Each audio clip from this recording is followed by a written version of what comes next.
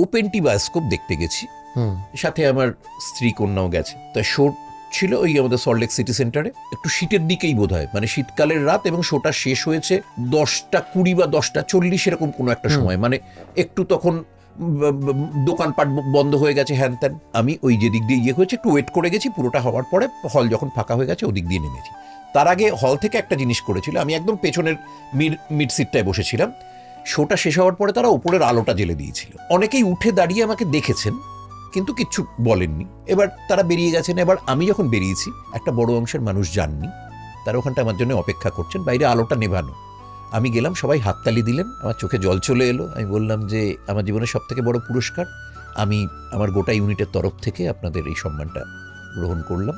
তারপরে তারা চলে গেল। আরও ছোটোখাটো এরকম ইনসিডেন্ট তো অনেক রয়েছে, কিন্তু এটা আমার কাছে এক্সপেক্ট করিনি একদম। কারণ আবারও বলছি, মাল্টিপ্লেক্সের উচ্ছ্বাসের ধরন ওটা নয়। আমার মনে হচ্ছে যদি আমি এদিক দিয়ে না বেরোতাম, আহারে, ওটাও মনে হয়েছে পরে কি অন্যায় করতাম।